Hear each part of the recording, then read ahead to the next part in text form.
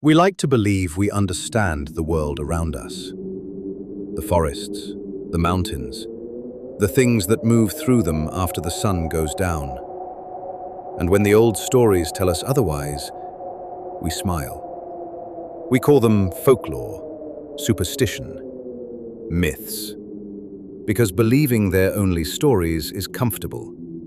It means the darkness between the trees is just darkness. But some warnings survive for generations for a reason. Passed from grandfather to father to son. And maybe, just maybe, the people who came before us knew something we've forgotten. Because when you're alone in the mountains, in the dead of night, and something moves just beyond the reach of your light, there's one question worth remembering. What if the old stories weren't stories at all? This is the Skinnies. Jason Roundtree pulled off to the side of the old logging road. He needed a reprieve from the stiff ride of his F-250. These old logging roads were in horrible condition, but the locals of the mountain did not care. To them, it simply meant fewer visitors and fewer headaches. They took their privacy seriously. Sometimes by way of a 12-gauge. Even the local sheriff's department didn't venture out on these roads unless they absolutely had to. The sheriff one time joked, saying, "Unless you have a body you actually want to report, don't call me." 2 more hours till his shift was over. It would take half that just to get back down the mountain. Jason looked out over the valley. He loved this area. He had grown up hunting these mountains, fishing these lakes, and wandering these woods long before he ever wore either uniform. Now they were his office, and one of the very few places that still brought him peace. Jason looked at his watch and took one last look over the valley. He sighed, climbed back into his game warden truck, and started the long, bumpy drive back down the mountain. And someone very special was waiting on him. Session, his wife, was at home. It was Friday night. That meant date night. Every Friday, without fail, they went to the only Mexican restaurant in Wilburton, the El Humador. The food was beyond amazing. And now that she was carrying their first child, the restaurant had become a place where she fulfilled every insane craving their unborn child threw her way.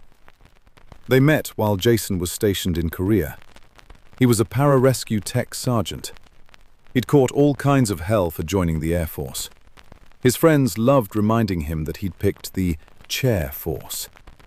They'd never met a PJ. But Jason and the handful of men he served beside were a completely different beast. Once, while he was home on leave, Jason stopped by the local tavern. A couple of rowdy, out-of-town patrons didn't know who he was. They were the unsavory type, always causing trouble when decent folks just wanted to have a good time. They were giving Lisa, one of the waitresses, a hard time. Jason politely asked them to calm down. The end result was both of them in the ER. A few of the older locals who had been there that night still talked and joked about it.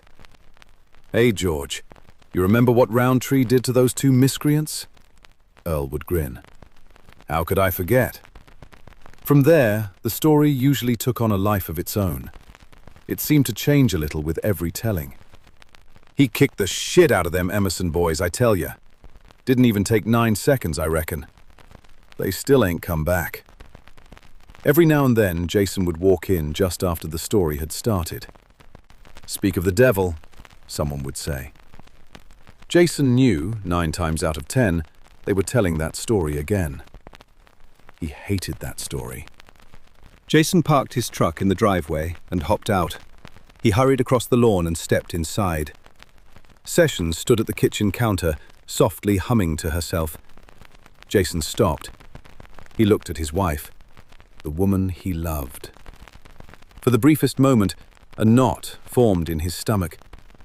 He wondered if he truly had what it took to be a good father. Walking up behind her, He gently wrapped his arms around her and kissed the back of her head. She stopped humming, then turned around and playfully said, "You 5 minutes late. Where you go? To Bangkok?" Jason chuckled and said, "Very funny, babe." Putting the accent back in the highest shelf of the closet where it belongs, she said, while still giggling slightly, "Seriously, Jason, I'm eating for 2 here. And speaking of eating..." She let it hang in the air for a moment and opened the cabinet and pulled down a container of protein powder and asked, "What's this?" Jason eyed the container, knowing he'd been caught. "Well," he said, rubbing the back of his neck, "I don't want to jump to conclusions, but I'm fairly certain that's protein powder." Cocking her head, she asked with mock irritation, "You are aware that I can read?" Jason scratched the back of his head. "Well?" She looked at him. "Hmm?" Jason finally realized the gig was up. "Well," he sighed, "I was worried. Worried that you and the baby weren't getting enough nutrition." Her expression softened. "Oh, that's sweet." Then she narrowed her eyes. "But you know I hate the taste of this stuff." Jason looked down at the floor. "Yeah." He rubbed the back of his neck. "That's why I've been putting it in the French toast I make for you at 2 in the morning." Silence. The look on her face would have been priceless. Had Jason not suddenly found the kitchen floor tile absolutely fascinating.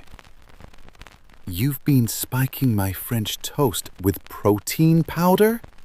she asked incredulously. Jason looked up with that same smile she fell in love with and said, "Out of love, babe." With that answer, she melted and started to grab him in a tight embrace. As she reached for him, his phone rang. His work phone. He looked at her, then answered it. She heard only his end of the conversation but knew what it meant. Their Friday night plans had, at the very least, just been delayed. "Roundtree," he answered. His eyes never left hers.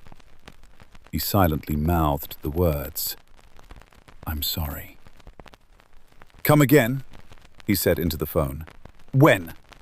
Send me the report, pull up a map, and let's possibly get ready for a full search." "Yeah, I know it's only been 8 hours, but these mountains are dangerous." "Yeah, I know he drinks, that's not the point. We treat this as if it were a tourist." "No," he said abruptly, then added, "That's my call, not yours. Period." With that, he hung up the phone, then grabbed the bridge of his nose and sighed. She knew this sounded serious. She was disappointed, but understood. "What's wrong?" "It seems old man Jacob's missing. His daughter, Shelley, called it in," Jason said. Session furrowed her brow before tilting her head. "Well, you know Jenny's kinda right."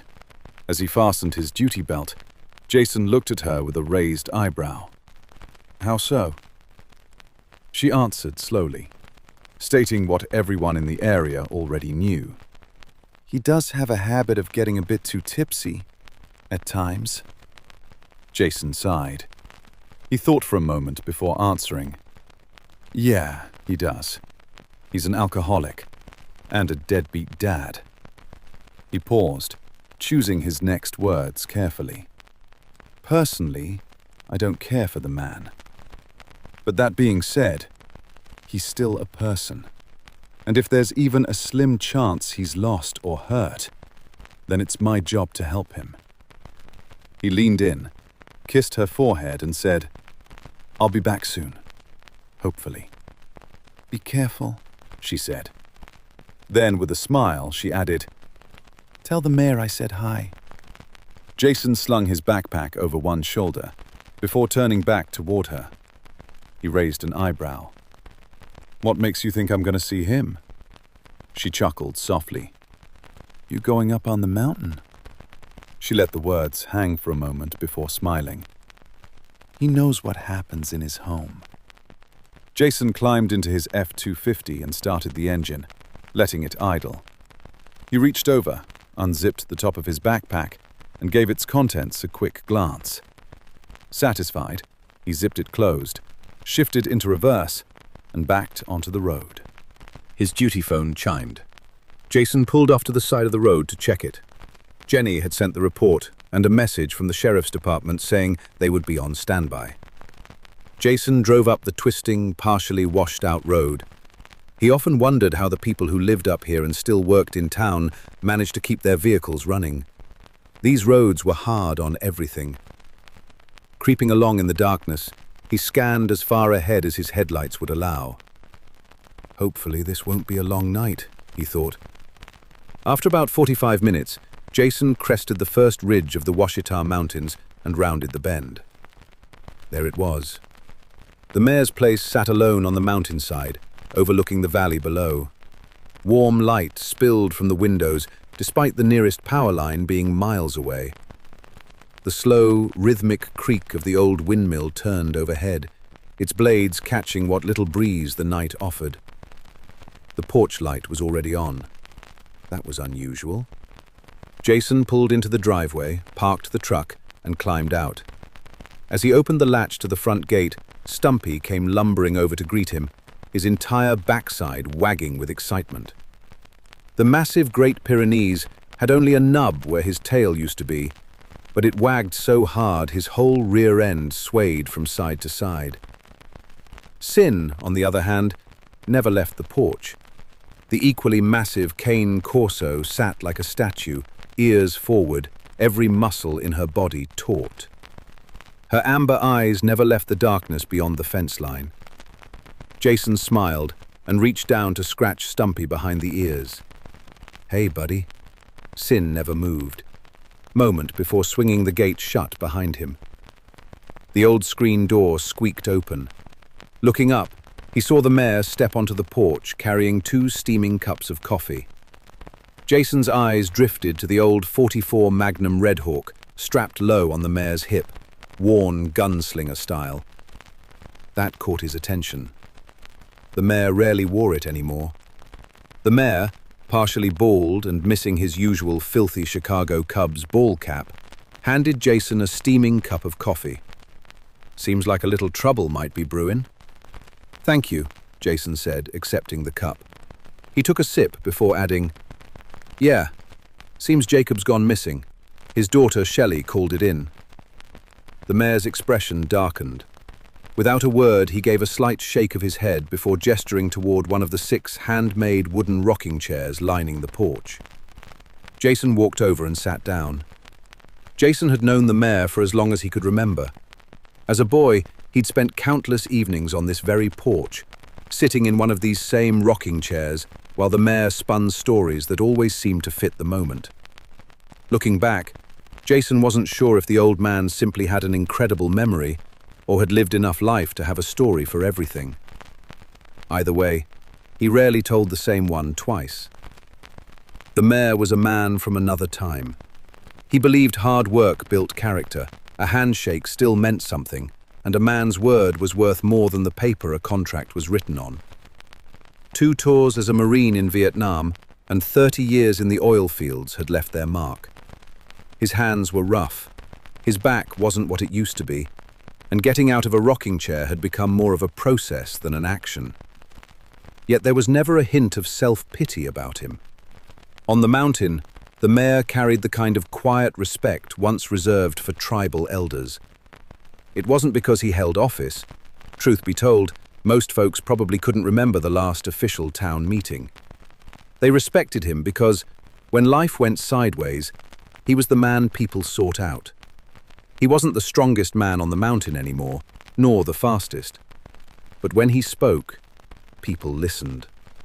The mayor eased himself into one of the handmade rocking chairs and took a slow sip of his coffee. As he lowered the cup, Sin quietly moved to sit beside the mayor. Her ears remained forward, her amber eyes fixed on the darkness beyond the porch. A moment later, the hair along her shoulders slowly began to rise. A low, almost inaudible growl rumbled deep in her chest. Jason leaned forward, watching the normally affectionate dog. Guess something's got her dander up. The mare looked over at Sin and gently rested a hand on her back. Easy girl. Sin never took her eyes off the darkness. The mare followed her gaze for a long moment before looking back toward the valley. Yeah. He took another sip of coffee. Tonight's a strange night. For some reason, those words gave Jason a slight, uneasy feeling. There had been times he'd patrolled this part of the mountain when, for reasons he could never quite explain, something had simply felt off. He'd never seen anything, never heard anything, yet every now and then the back of his neck would prickle, leaving him with the unmistakable feeling that he wasn't alone. Jason took a sip of the mare's coffee and immediately coughed. "Did you spill the whole tin of coffee in this batch?" The mare let out a soft chuckle. "No, son." He took another slow sip from his own cup, then said almost regretfully, "I just reckon you're going to need a strong one tonight." After a brief moment of silence, the mare leaned toward Jason. "So, what's your plan?" Jason considered it for a moment before answering. "I can only go off his last known location. I'll start there and work my way out. Jacob's lived on this mountain most of his life. He knows the landmarks and the routes back if he gets turned around." Jason took another sip of coffee before continuing. "From what Shelley told me, I figure he was probably headed down toward Cunneo Creek."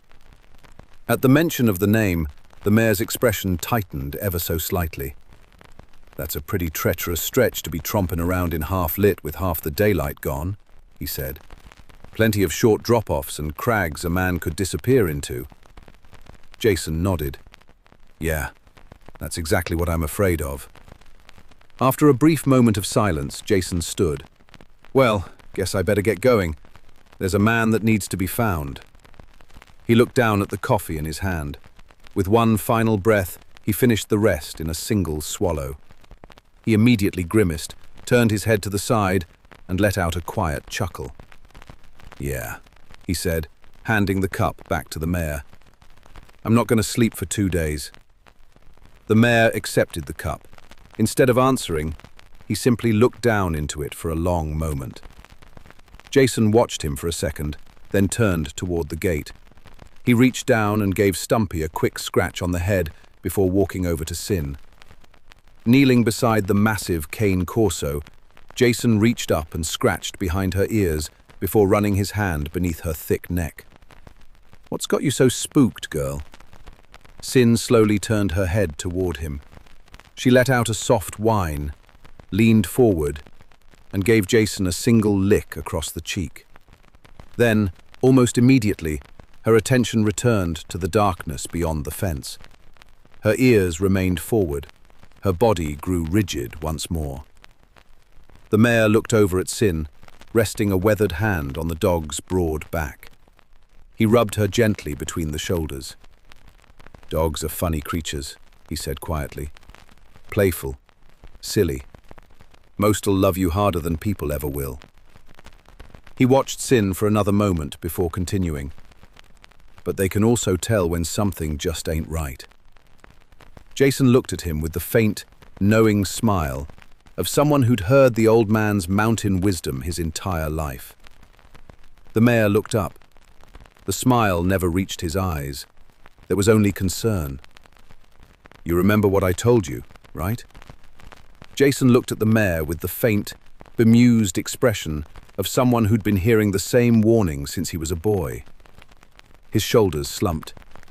Yeah, I remember." He turned, crossed the yard, slipped through the gate, and climbed back into his truck. Jason drove for another 35 minutes, periodically pulling over to check his phone. Service was sketchy this far up the mountain. One moment he'd have 4 bars, the next, none. No new messages from Jenny, nothing from the sheriff's department. Jason scoffed. Figures. He finally reached what he believed would be the best access point. Parking the truck, he shut off the engine and sat there for a moment, listening. Nothing. He reached over, grabbed his backpack, and climbed out. As the truck door slammed shut, the silence settled around him. The mountain was always quiet. Tonight, it felt different. Shrugging the thought aside, Jason walked to the back of the truck and dropped the tailgate. Setting his backpack down, he reached into the bed and pulled out his game warden's gear. He slipped on his reflective vest, adjusted his headlamp, and grabbed an extra flashlight. Finally, he swung the backpack onto his shoulders, instinctively settling its weight into place with the practiced movements of a man who'd done it hundreds of times before. Satisfied, he shut the tailgate, checked his compass, and disappeared into the darkness. Jason carefully picked his path down the mountainside. Years of working these mountains, combined with the habits drilled into him as a PJ, had taught him what most people never noticed. It wasn't long before he found his first. A plastic cap from a cheap bottle of rancid Mad Dog 2020 lay half hidden among the leaves. Jason knelt and picked up the plastic cap, turning it between his fingers. He brought it to his nose. The faint smell of cheap liquor still clung to the plastic. It hadn't been there long. Jason frowned. "Jacob, if you're passed out against a tree sleeping this off, I'm going to kill you." "Well, maybe you're close." Jason stood and instinctively widened the search. He swept roughly 10 meters to either side of where he'd found the cap, methodically searching for additional sign. Finding nothing, he returned to his original line, checked his compass, and continued down the mountainside. Scanning constantly for another sign, Jason carefully picked his way down the mountainside. Every so often, he flushed a quail from its nighttime roost. The sudden flap of its wings briefly broke the silence before the bird disappeared into the darkness. The mountain always had its own music. Tonight, it was missing a few beats. Jason couldn't have explained why, but the woods felt unusually quiet. Off in the distance, further down the mountain, a limb snapped, followed by another. Jason froze. He closed his eyes, slightly turning his head, straining to hear. No new noises followed, just the sound of the night. Jason called out Jacob's name and waited. Nothing. He continued his trek down the dark mountainside. It wasn't long before Jason found another sign, but not of Jacob. It was a massive pine tree. Its bark was shredded, about 4 feet off of the ground, and it was fresh. A new sense of urgency slowly crawled up his spine like a spider. Mountain lion. Jason placed his hand on his sidearm and slowly scanned the trees. Shit. Maybe that explained it, Jason thought. A predator that size would put every animal on edge. Even the black bears that called these mountains home gave mountain lions a healthy amount of respect. Recognizing the new threat, Jason slowed his pace. Every step became deliberate. He scanned the ground for a sign, the trees above, and every few moments stopped altogether, letting the mountains speak. Anything out of place, any sound that didn't belong, could mean the difference between finding Jacob or becoming something else's prey. Further down the mountain, a faint, scratching sound drifted from above. Jason froze. His hand instinctively settled on the grip of his sidearm. Slowly, he lifted his eyes. Resting across a thick pine limb no more than 20 feet away lay a large mountain lion. Jason didn't move. With practiced calm, he quietly unsnapped the retention strap securing his pistol.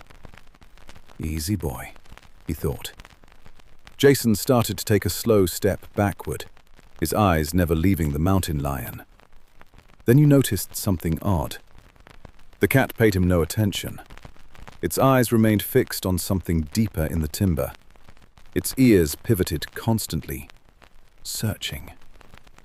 Every few seconds it broke into a short pant. That uneasy sensation crawled up Jason's spine once again. It's nervous. The thought stopped him cold. No, it's scared. The tension in Jason's muscles never eased. It wasn't the mountain lion. It was whatever had the mountain lion on edge. After a brief moment, Jason steadied his nerves. He slowly started forward again, giving the mountain lion a wide berth. Easy, buddy, he thought. You stay up there, and I'll stay down here. I've still got a man to find. Jason continued down the mountainside, carefully choosing each step. There wasn't a trail here, only timber, rock, and years of instinct guiding his way. Every so often, he glanced back toward the pine where he'd left the mountain lion. The cat hadn't moved. Its eyes remained fixed on the darkness. Jason felt that familiar sensation crawl up his spine once more. For some reason, I don't think you're my biggest problem. Before long, Jason heard the faint sound of water trickling over stone. Cunneo Creek. He was close. His hand remained firmly wrapped around the grip of his sidearm as he carefully picked his way through the timber. The sound of moving water grew steadily louder. Then, through the trees, for the briefest instant, he thought he saw something. At the very edge where his headlamp pierced the dark, he slowly took a couple more steps. Then he saw it. A figure dressed in dirty overalls and a faded camouflage t-shirt. Jacob. He was just standing there, slowly swaying from side to side, looking up. Relief flooded through Jason. The tension in his muscles eased, and he let out a quiet breath he hadn't realized he'd been holding. He took a couple of slow steps forward. Jacob! The old man never acknowledged him. He simply remained where he stood, looking upward, slowly swaying from side to side. Jason frowned. He must have really gone on a bender this time. He raised his voice. Jacob! Still nothing. Not a glance, not a flinch. The old man continued his slow, lazy sway. Jason's confusion quickly gave way to irritation. Jacob! Can you hear me? Nothing. Not even the slightest reaction. Jason exhaled sharply. Damn it. He slid 2 fingers into his mouth and let loose a short, shrill whistle. At the first note of the whistle, Jacob instantly froze. Not gradually, but instantly. Not even Jacob's clothes moved. It was as if the mountain held its breath. For the briefest instant, nothing. No crickets, no trickling water, nothing. The silence hit Jason like a hammer. For a split second, Jason's understanding of reality simply left him. What the fuck? You remember what I told you, right? The mayor's voice echoed through his mind. The silence left almost as fast as it had come. A familiar taste crept into Jason's mouth, sickly sweet, with the faint tang of copper. It was the same taste he had gotten a handful of times overseas. Jason hated that taste. Instinctively, he looked around. Nothing. His breathing quickened. Slowly, he turned his attention back toward the figure. Jacob! This time, the figure twitched. Not like a man startled by the sound. It was a sharp, unnatural jerk. Then, slowly, it began to turn. The face was unmistakably Jacob's, yet something about it was horribly wrong. His skin was unnaturally pale, stretched so tightly across the bones of his face, it looked as though everything beneath had simply wasted away. His cheeks had sunken inward. His lips hung slightly open. Then Jason saw the eyes. They weren't clouded. They weren't vacant. They were black. Not dark. Black. So black they seemed to swallow the light from his headlamp. Jason felt his stomach drop. That wasn't Jacob. Jason tried to steady his breathing. His body wasn't listening. For an instant, Jason's mind simply reset. Then years of training took over. It looked at him. Its chest rose only slightly. Each shallow breath slipped through cracked, parted lips with a soft, almost whistling sound. The whistling breaths continued as it stared at Jason, unblinking. Jason slowly pulled his sidearm. Another violent jerk rippled through his body. Pop! Then another. Crack! It suddenly collapsed to the ground. Jason thought the old man's legs had simply given out. Then came the sound. A series of wet pops, followed by the unmistakable crack of shifting bone. Jason tried to steady his breathing, but his body wasn't listening. Slowly, it pushed itself up onto all fours.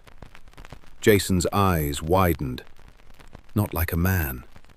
Its limbs folded beneath it at strange, unnatural angles. Its knees bent backward, like the hind legs of a wolf. For several long seconds, neither of them moved. Jason could do nothing but stare. His mind struggled to reconcile what his eyes were telling him. Then, its lips slowly peeled back. Not into a smile, into a snarl. Every trace of the old man vanished. The soft, whistling breaths stopped. Silence. Then it opened its mouth. Jason instinctively braced himself for a scream. Instead, a long, shrill, grating whistle poured from deep within his throat. It wasn't painfully loud. It was painfully wrong. Everything was still. One moment it stood 20 yards away. The next, it was charging. Jason didn't think. He reacted. The pistol was already in his hand. The first 45 round shattered the silence. The impact snapped its shoulder backward. The second struck high in its chest. The third caught the side of its head. The fourth drove it backward into the rocky creek bed. It crashed to the ground. Hard. The echoes rolled through the valley. Then, silence. Jason kept the pistol leveled, finger still resting on the trigger. His breathing came hard. The metallic taste still lingered in his mouth. Seconds passed. Nothing. The ringing in his ears slowly replaced the echoes. His pulse hammered. What the fuck? Then, a faint whistle. Jason's eyes locked onto the body. The whistle came again. Soft. Its chest rose, barely. One finger twitched, then another. Slowly, it began to move. Jason started to fire again, then it hit him. I can't win this. Jason ran, not blindly. Every step was deliberate. He zigzagged along the creek bank, forcing it through every boulder, every fallen tree, every patch of thick brush the creek had to offer. His truck was somewhere above him at the top of the ridge. Right now, it didn't matter. He never stopped moving, constantly looking ahead and listening behind. It stayed behind him, close enough to hear. Its breathing drifted through the darkness. It was getting closer. Jason chose his moment. He slid to a stop, spinning in the same motion, dropping to one knee. The .45 roared to life. Once, twice, 3 times, 4. The rounds tore through it, driving it backward, stopping it in its tracks. Jason didn't wait to see if it stayed down. He already knew it wouldn't. He could hear it behind him, crashing through fallen timber, splashing through the creek. The soft, steady whistling never stopped. Jason didn't either. Jason spotted a small clearing ahead. There, he knew that was where he'd make his next stand. Without breaking stride, he reached behind him and pulled another magazine free. As soon as he hit the clearing, he slid to a stop, spinning as before. With a slow, practiced motion, he aimed, then squeezed the trigger. The .45 erupted. Once, twice, 3 times. The slide locked to the rear. Without looking, his thumb punched the magazine release. The empty magazine dropped away. A fresh one slammed home. He racked the slide. The pistol roared to life again. Flames spat out of the muzzle, briefly illuminating the ground in front of him. Every shot hit home. It landed face first in the water. A few seconds, just a few seconds. Stay down, you fucker. Jumping up while spinning, Jason started running again. Without breaking stride, he holstered his .45 and shrugged the backpack off one shoulder and swung it around in front of him. He hastily pulled the zipper open. Reaching inside, his hand closed around the folded Beowulf SBR. He'd always hoped it would be his trump card if he ever needed one. He didn't bother zipping the pack closed. He flung the backpack back over his shoulder and kept moving. Zigzagging, Jason scanned the terrain ahead. The creek bank began to slope gently upward. From here on out, he'd be fighting gravity. With a determined look, he pushed uphill. The whistle drifted through the darkness. Fuck! Jason gripped the Beowulf tighter. We'll see how you like this one, he muttered. His eyes swept the terrain ahead. There, just coming into view at the edge of his headlamp. That's where he'd make his stand. Reaching the landmark, he pivoted, dropped into a hasty firing position, and thumbed the weapon light on. The beam cut across the trees, driving the darkness back. Everything beyond its reach remained untouched. Waiting. With all of his attention focused downrange, Jason steadied his breathing as best he could. Inhale. Long. Slow. Exhale. The whistling grew louder. Closer. Closer.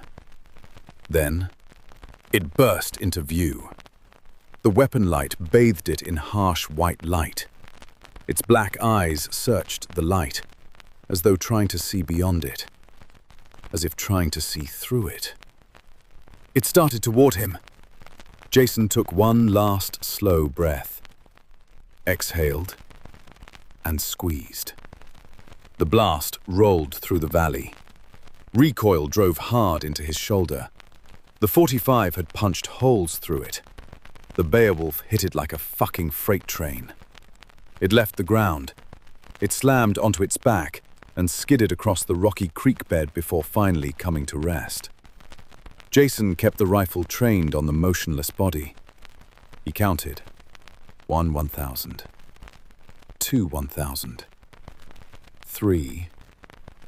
12. A slow breath escaped him. He began to rise. Then, the whistle. Jason closed his eyes for the briefest instant. Oh, come on. He saw the figure begin to move. Something clicked inside Jason. Whether it was fear, irritation, rage, he didn't know. He simply knew this shit ended now. Jason stood. The Beowulf never left his shoulder. He fired. It jerked violently. He took one step forward, fired again. Another step. Another. Fired. Again. Again. 8 thunderous shots echoed through the valley. Jason stood over it. His breathing calm. Steady. He lowered the muzzle until it hovered an inch from its head and squeezed the trigger. The chamber locked open from the spent magazine. Jason looked down at it. Its head had been all but vaporized. His breathing stayed slow, steady. Then, the adrenaline drained away, leaving nothing but exhaustion. He knelt down to one knee, using the rifle as a crutch. Jason's breathing slowly returned to normal. He looked down at it. Whatever it was, Jason's mind replayed the last few moments, still struggling to comprehend what had just happened. With a weary sigh, Jason pushed himself to his feet and looked down at it one last time. What the fuck? He reached for his cell phone. Then he heard it. A whistle.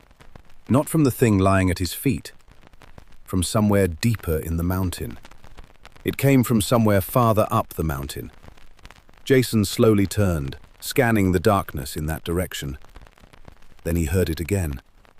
This time, off to his right. Another, off to his left. Then another, and another. The whistles echoed through the trees, each one from a different direction. Jason slowly turned in a full circle.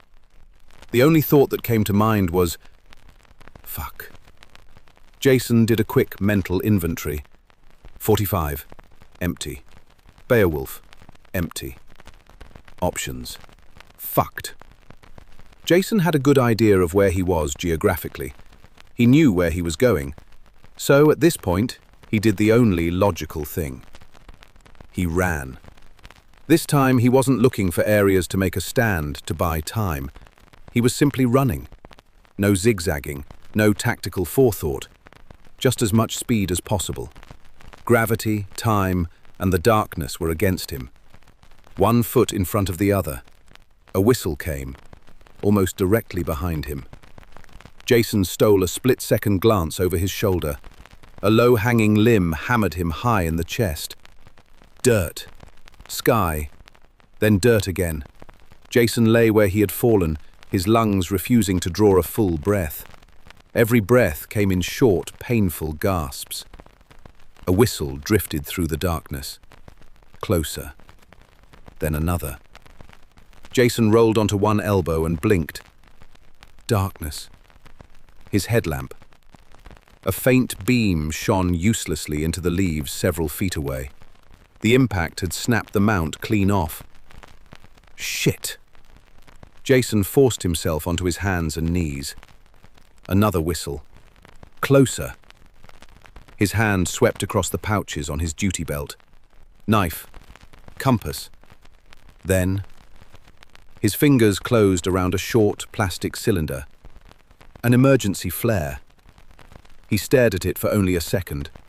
He ripped the cap free and struck the igniter. The flare hissed to life. Brilliant crimson light flooded the trees. Smoke curled upward as sparks rained onto the forest floor. For the first time, Jason wasn't looking into the darkness. The darkness was looking at him.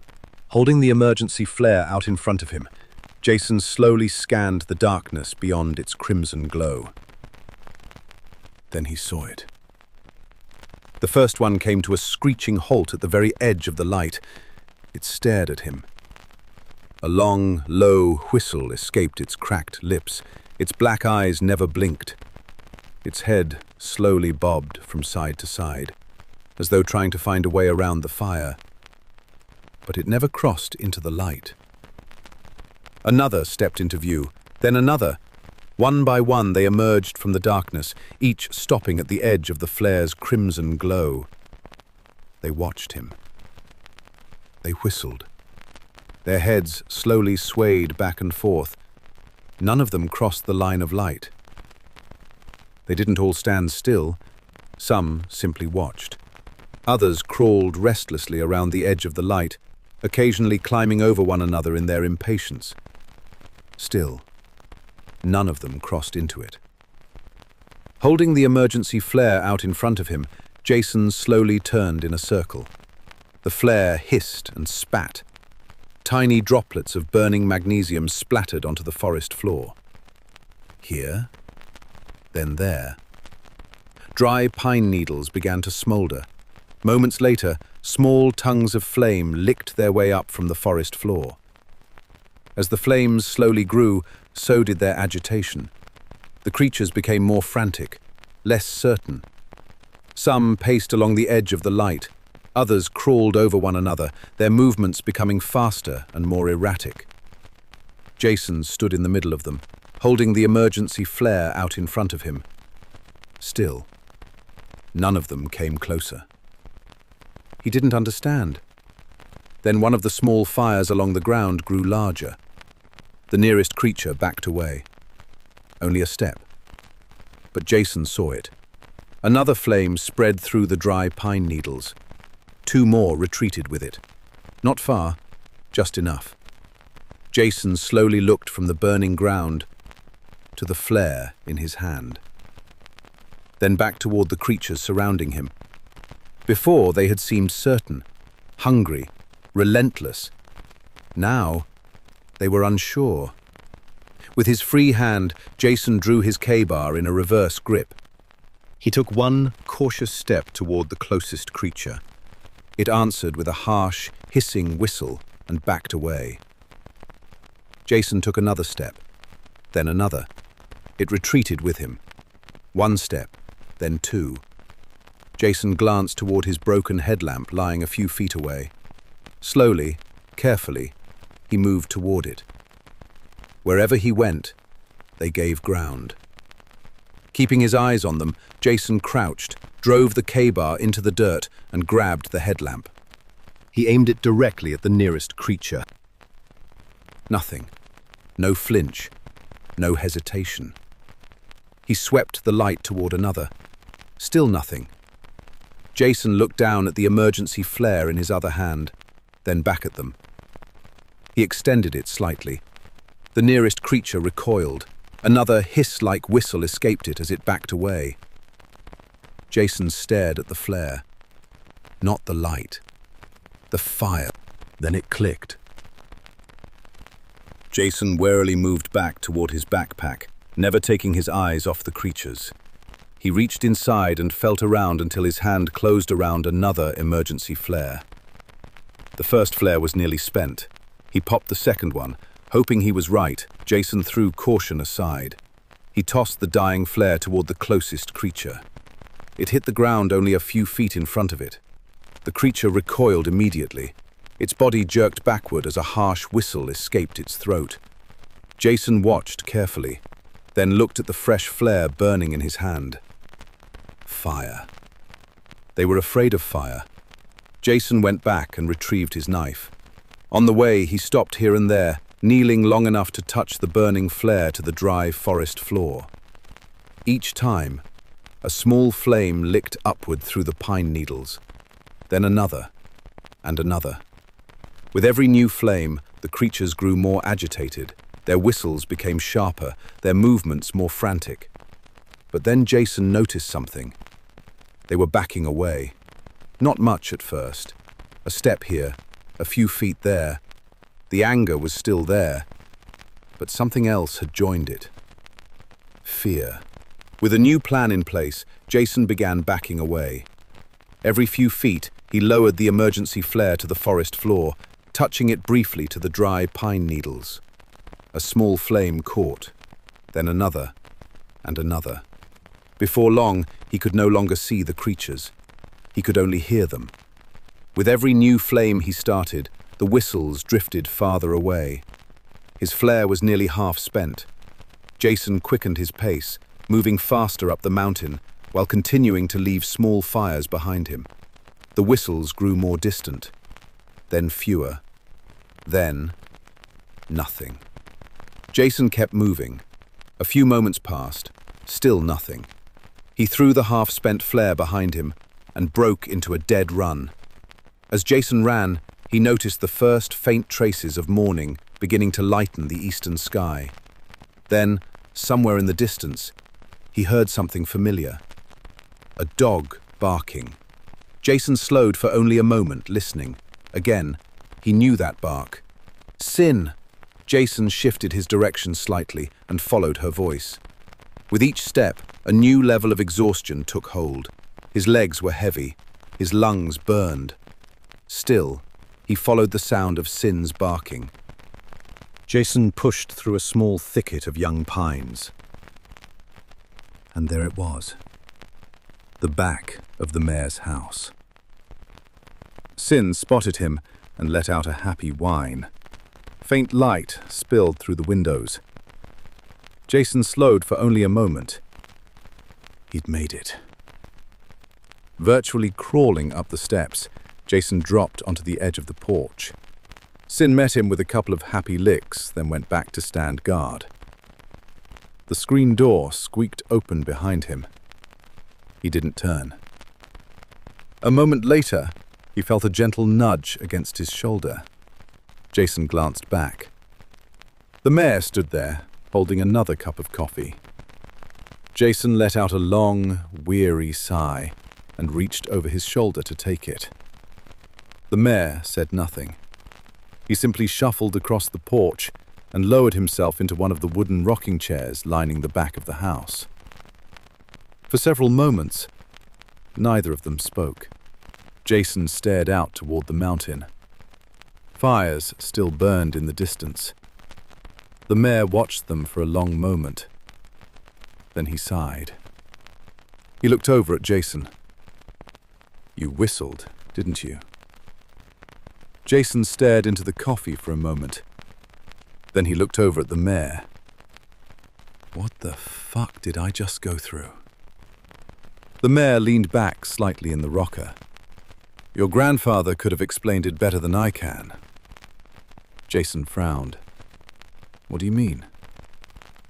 The mayor looked at him for a moment. Surely he told you stories from your people when you were a boy. Jason gave a tired shake of his head. Yeah, but those were just myths. The mayor leaned forward slightly, squinting at him. Then he gestured toward the mountain and whispered, "Were they?" Maybe there are things in this world that were never meant to be understood. Things that live outside the natural order. But nature has rules of its own. And when something unnatural crosses the line, sometimes nature fights back. Perhaps the old stories aren't meant to frighten us. Perhaps they're meant to remind us that when the woods grow quiet, we should listen. Thank you for joining me for The Skinnies. If you enjoyed this story, please subscribe to Tooth and Talon, original horror stories. Leave a like, comment, and share it with someone who enjoys stories from the darker side of the fire. And until next time, keep your eyes on the tree line. And whatever you do, don't whistle in the woods at night.